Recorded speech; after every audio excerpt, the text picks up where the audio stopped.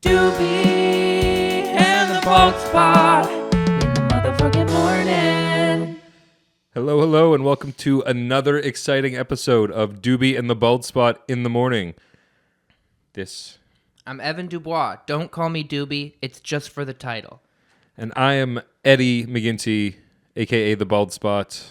I don't know why you're comfortable being called that. Don't call him the bald spot. I was born with it. It's fine. It's fine. If you see him in public and you go, the bald spot, whatever girl that's with him is going to leave. So don't do that to him. Right now, once we're famous, every day. Okay. Every day. Because if that's how I'm gonna make money, if that's how we're gonna get known, when we get known. Cheers. When we're the top podcast. I don't know about that. And people go, okay, well, when we're a well-known podcast and we're famous comedians and people go, it's Doobie and the Bald Spot, and they're coming to see us and they're wearing a Doobie and the Bald Spot t-shirt and they subscribe to us, I'll be okay with that. Yeah, still call me Evan. And still call me Eddie. But if you call me the Bald Spot, it's fine.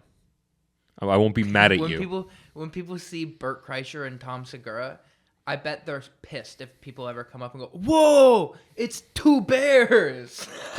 They'd be like, "Hey, thanks, cool." Learn like, our names. Yeah, thank you so much. Exactly. That's what I would say. Pretty much, I'd be like, "Thank you for being a fan." Especially if they're like, "Oh, fuck the Bald Spot, like you piece of shit," I'd be like, "Now we have a problem."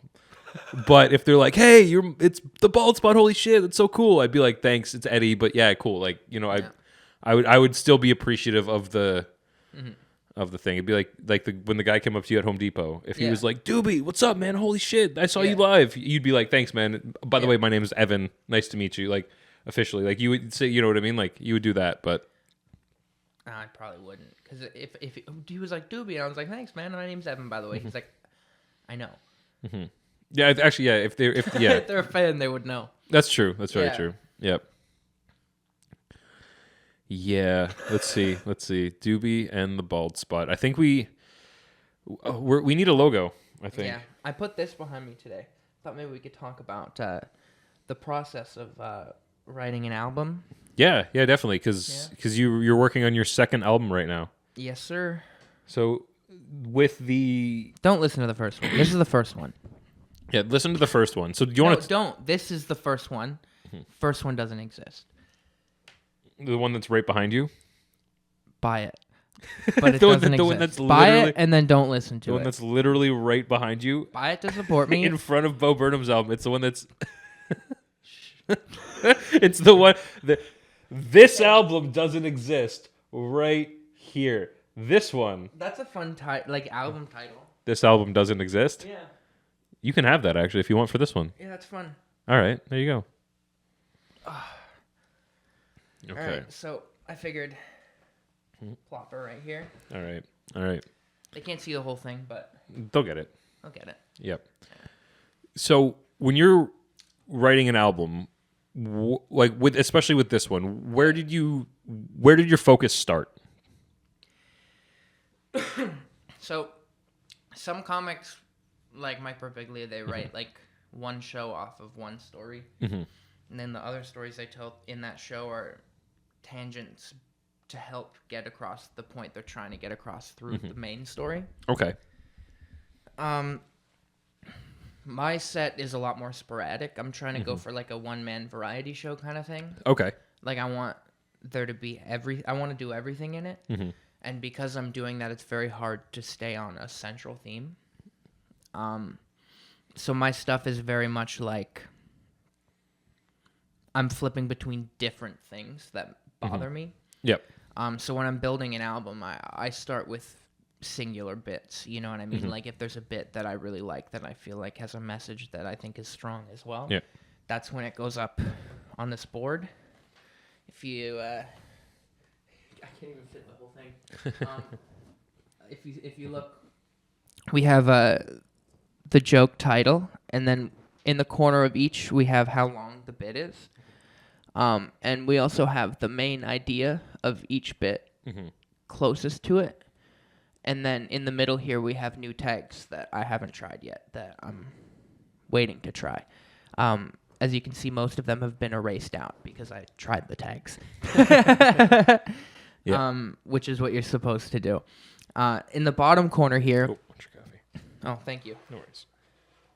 In the bottom corner here, I have this little chart. It basically keeps me writing. I heard Bill Burr say once, writing an hour in a year is just a minute a week. Right. And I took that to heart. So I write a minute a week. And whether or not I keep it for the special doesn't matter. I'm putting my shit on paper, and the stuff that sticks makes it on the board. The stuff that doesn't, at least I've checked off the time. I'm keeping myself productive. Right. And that's at least a minute a week, right? Yeah, at least. Yeah. I'll write more. Like when I write a bit, usually it's like 3 minutes. Right. You know what I mean? But I always got to make sure I get my check mark in for the week. Right. And like if I write a bit and it's 4 minutes and I put it up on the board, I'll check 4 weeks. You Right. know what I mean? Because that puts me ahead. But that doesn't mean I've stopped writing. I'm just I'm still writing other things in my book. It's just they're not things that I think are ready yet, or things that I think I could even bring on a stage without more work, so that it's not here yet. Okay. Yeah, something that's ready to bring on stage, that's when I'll put the check mark. Okay. That I've written the minute. Okay. So like it's an actual minute towards the actual towards album the rather than album, just writing it down, rather than just like that doesn't mean it's going to be in the album. Though. Right. But it's a minute that I feel is ready to at least bring on stage. Okay. Whether or not I keep it after bringing it on stage depends on the set, you know? Right. Yeah. And it depends on the joke too. Sometimes I'll try it 2 or 3 times if I really think it's worth it. Usually isn't. Yeah. But yeah, take that. Anyone who says I don't work hard, fuck you. I have a fucking whiteboard, bitch. Yeah. Where's your whiteboard? Yeah. So with the first album that didn't exist, what lessons did you learn doing that one that you've applied to this one now? That what do you think is different from the first one to the second one? So for the second one, I'm definitely testing the audio myself. Yep. Because in the first one, all the regular stand-up sounded amazing, but the all of the backing tracks, they were too loud. So there you can hear the sound, like it's popping. You know what I mean? Like because it's capping. You know? If the gain was turned down on the recording, it wouldn't have been so bad. Okay. But yeah, it was set for my speaking voice, and then like my singing and guitar sounded fine too. Because when I perform, I can hear myself. Yep. In the monitor, so I can back up and like adjust that yourself. Yep. But the backing tracks, I didn't have any control over that. So as soon as the tech guy started playing it, all of the audio just yeah. and I had to like really try and doctor those with the sound tech, and I think it's stuff that could have been avoided had we taken the time to do a sound check with the backing tracks at the beginning, because we tested the guitar and made sure all of the live audio equipment, we were just kind of like, the backing tracks will be fine, he's just playing. But we should have tested what they would sound like on the recording. Okay. Because I had to cut like 5 minutes out of my album, because like the opening bit I had to cut. Wow. Because it opens on me doing stand-up instead of the intro track that I wanted, because the intro track capped out way too loud. Oh, wow. And like we couldn't have any of the laughs, because if you use the room noise, it was way too loud. Yeah, that would be another thing too, is I would get I'd probably have them record during my opener, just in case there's anything that caps out. We can do ADR and then take that laugh and put it there. Yep. So that the whole album is still usable. You know what I mean? Yep. Like if one joke caps out because the laugh's too big, like we can't put that. Like Sirius isn't going to take something that's capping. You know what I mean? That has artifacts, because there's it's too loud. Mm-hmm. So we can just have me voice over the line and then grab a laugh from earlier in the show and put it there. It would be a lot easier than just trying to deal with it, you know? Yep. Yeah. Okay, cool. Now, with you do a mix of stand-up and musical comedy. So, And before we move on, I will say, like, stand-up wise for my album, it sounded amazing. Like, when I was just doing stand-up. yeah. So if you're doing a stand-up album, you're not doing all the weird, dumb shit that I do. Fucking Tyler Shazma's fantastic. Like, get him to do it. He doesn't do music normally, which is why we had to, like, mine was the tryout. You know, he does stand-up usually. That's what he does. Right. Sounds amazing. And Tyler Morrison did my album for me. Amazing guy. He gave me an opportunity when other people wouldn't. Yep. You know, so I don't want to like feel like I'm like complaining and like bad mouthing them. You know what I mean? Like, It's just that's they something. helped me out and they gave me an opportunity that I wouldn't have had otherwise. But yeah, I learned a few things doing it that I would do differently next time. And I think every comic does. You know what I mean? It's not singular to this album recording, to mine. You know what I mean? Every comic does their first one, and then they go, okay, next time I'll do this way and this way. And Right. Yeah, and it has nothing to do with them or anything like that. You know, like, had I done an album before, I would have known to tell Shazma, by the way, when they do the backing tracks, it's going to be way too loud. So you got to it's adjust, gonna cap your fucking recording. Just adjust the gain, turn it down. But so now going forward, you can be like, hey. And again, that's probably on me too, because the mix of the songs that I made, I turned the gain up in the recording because they're studio tracks, right? So like they oftentimes don't play them loud enough at the show.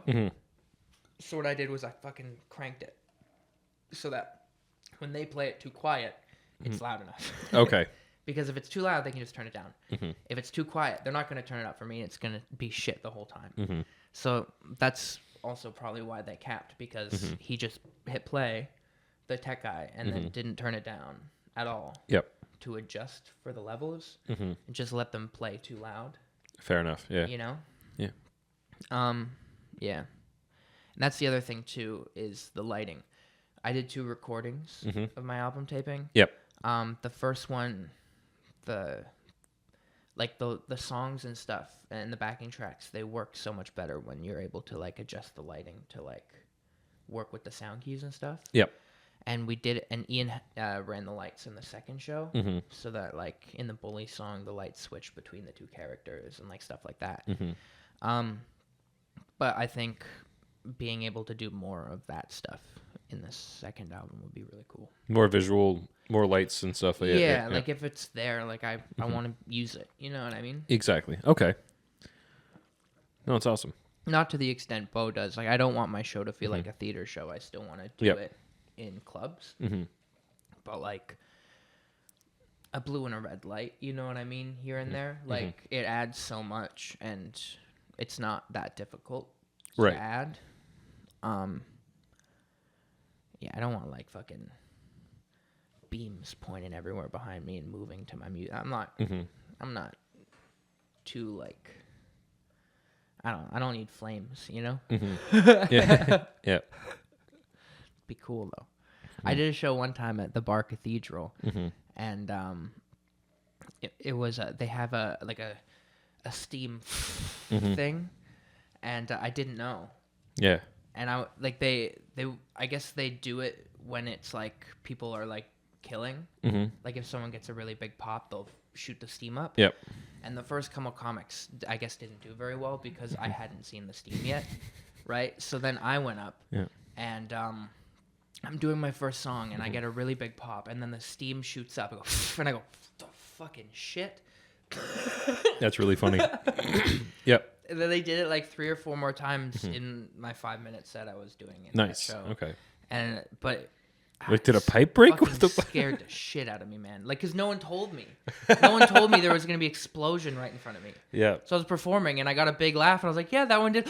What the fuck? That'd be like lighting off fireworks. Yeah, you're like, you really good joke, and after the punchline, fireworks go off, and Yeah. you're like, yo, are we under That's attack? really Yeah. cool, but like, is Yeah. Russia here? Yeah. You know? Like, Yeah, what yeah, yeah. happened? Yeah. Yeah. Oh. What are we at? Okay. Not bad. What are we sitting at? 17. Good. Yeah. Okay. I wish it was 16 because I wanted to say, I'm 16, life is sweet, I'm growing up so fast. Remember that show? Yeah. Gonna make the good times like. I do. Honestly, man, I don't think. Maybe it's just because I'm old now, but I don't think like cartoons back in the day were just. I don't know. I feel like now it's different. It's a different audience. They I censor guess. it too much. Yeah. I think a lot of cartoons back in the day they got away with innuendo. Mm-hmm. And they had a lot of jokes that would imply something dirtier or Yep. sexual or like offensive in a way. Yeah. But wouldn't directly say it, and they were jokes for the parents, so you could sit there and enjoy Yep. it with your kids. Yeah. I don't think they realize how much kids knew. Mm-hmm. Like kids got all those jokes. Yeah. Especially once the internet became popular. Right. We're watching SpongeBob and they'll do a joke like that. Mm-hmm. They're like, the kids will never get it. All the kids are like, that's the best part of the show. Yeah. Yeah. You know what I mean? And they've cut all of that out of children's TV now. And kids still have the internet. Right. They're still watching YouTube and shit. They have people creating things with stuff like that in it. So they don't want to watch a shitty TV show where they've cut everything out of it. You know what I mean? Yep. I get it. Mm-hmm. No, I was a big TV kid. I watched a lot of cartoons. We can tell. Yeah, I know. Get a Mew behind you. Yeah, absolutely. No, I watched a lot of. I was, again, like from cartoons. Sitcoms were a big thing for me. What was your favorite sitcom? How I Met Your Mother. How I Met Your Mother. Yeah, I didn't even have to think about it. That's one of my favorite ones. I hated the ending. I'm really mad at how they ended it. I'm mad that they're like, oh, the mom's dead, by the way. He's gonna date Robin. I know. That's like I was like, what the fuck? Yep. What the fuck? I just met this woman. Yep. Yeah, you're like, these poor kids. What?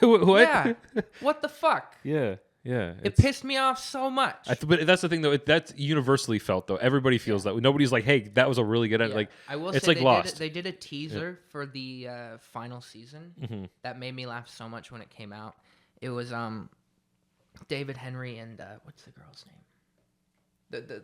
They play his kids, Ted's kids. I don't know. Yeah. But they're sitting there and fucking Tim Allen who does the voice. No, Bob Saget. Oh, was it? It was Bob Saget. Really? Yeah. You. No, it fucking wasn't. Yes, it was. Do you have your phone? Yeah. Google that right I will. Okay. There's no Guys, fucking way. There's no way. It's Tim watch Allen. this. It's fucking Bob Saget. No. If it's Bob Saget, I'm going to be blown away.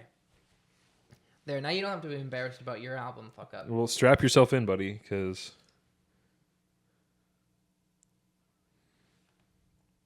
Boom. Fuck. Okay, wow. It is. My bad. Is Bob Saget. Wow. Okay. Whatever. The voice of Bob Saget. He starts. What do you mean telling whatever? the What do you mean stories. whatever? Doesn't You're matter. just gonna blow past that? Yes, I am. Let me tell my story. The promo. Rest in peace, Bob Saget. Disrespect.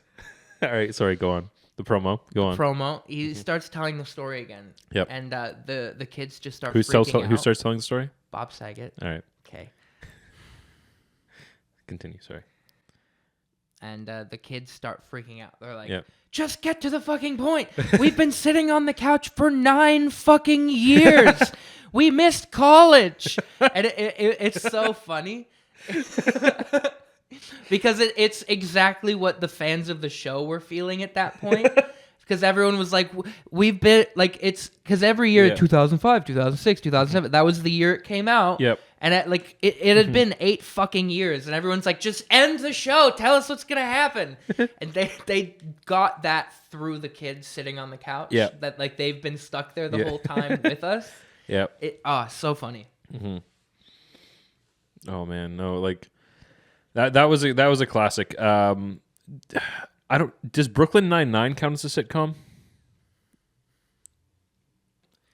I mean, it's not a studio sitcom, but I No. probably classify it as a Because like sitcom. that. Well, there's single cam and Well, it multicam depends. shows, right? Does a sitcom have to? Well, because The Office is a sitcom, there's not a studio audience. Okay, so then then Right. Brooklyn Nine-Nine would Yeah. count. Parks and Rec would count. Mhm. Modern Family counts. Like all those stuff that are just there's. It's it's the studio sitcoms Yeah. that are multicam versus like the single cam kind of filmed more like movie style sitcom. So it still counts, but it's No, and they're both good. Like they both have their pros and cons. You know what's a really good sitcom that's out right now that's really underrated, I think? The Miss Pat Show. I haven't seen it. I thought you were gonna say Young Sheldon. No, you know the comedian, the stand-up comedian Miss Pat? Yeah, so she has her own sitcom. It's based on her life. It's probably one of the better sitcoms out right now. It is fucking hilarious. It's on season 3 or 4. I don't know. But you can, it's great. Yeah. And it's super underrated. So, and it's a studio sitcom. No, she's so funny. She's hilarious. I've seen some clips of her online, and she seems so funny. But man, I don't think I could like hang out with her. Oh, I do. I would love it. That's the thing, though. No, dude, it would be so much fun. Are you kidding me? Oh my god, I would love that. That would be somebody I would love to. When I meet new people, I go inside. Yeah. You know, my shoulders close up. I'm very nervous. Yeah. Like I'm only comfortable around people I know. Yeah. And I feel like she's one of the people that like is comfortable around everybody. Yep. All the time. Mm-hmm. You know what I mean? And that makes me uncomfortable. It has nothing to do with them. Mm-hmm. I'm sure they're super nice and amazingly sweet. You know what I mean? And like I said, I very much enjoy their comedy. But I feel like if I met them in real life, they would pick on me so hard. No, I wouldn't be able to come back to it. I'd just be like, "You're probably right. I suck." You know? No, man, I would love that's somebody I would love to meet and just talk I would to love for. to meet her for like 5 minutes. for me, and then as soon as she says something mean to me, I'd be like, "You're so nice. Have a great day." No way, but I would love to meet her because again, she's somebody I would love to talk to. Like she has her own sitcom. That's something I would love to do someday. I'm totally kidding.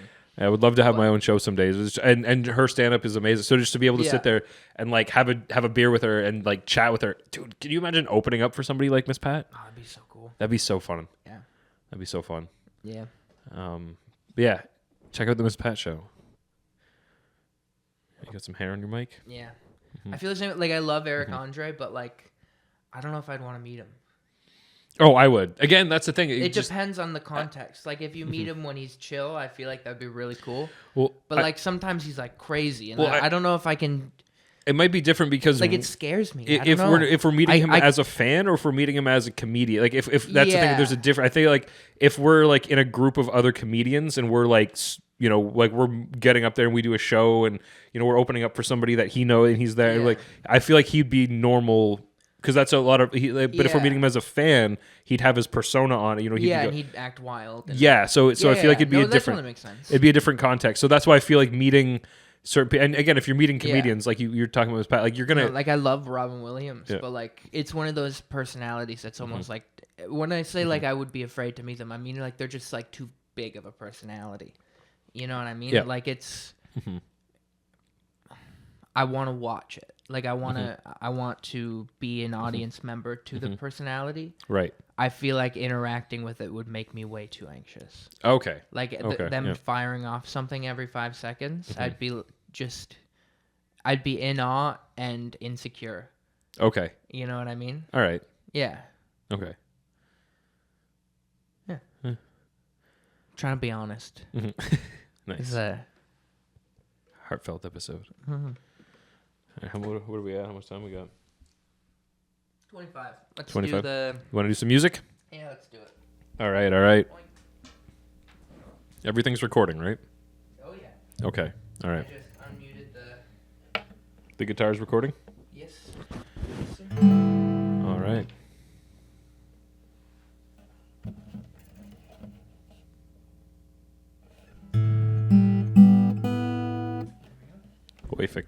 Perfect. All right. Yeah, move that out of the way. Give me a... Let's go with cartoons. Cartoons? Cartoons.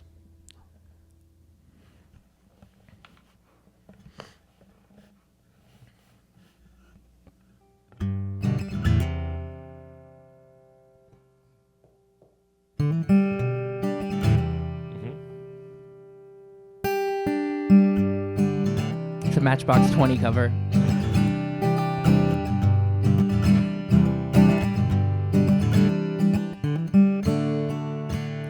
I'm really upset that anime titties are so small. That's where you go. And they took all the dick jokes out of my favorite show, SpongeBob. All right. And Totally Spies aren't as hot as they used to be. Okay. I think they were high school students. I only sleep when it's raining. Just go back to the song. She screams, 'cause she's got little bitty titties, and she says, baby, I just want some big old momos. Cartoons. The prompt was cartoons. What? The prompt was cartoons. Ah, sorry. All right. All right, what's next? Let's go with. Let's go. Jesus. Let's go with sitcom. Sitcom? Sitcoms.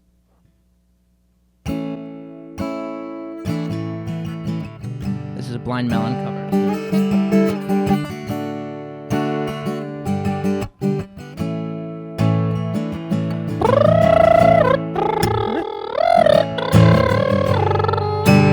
He does the harmonica.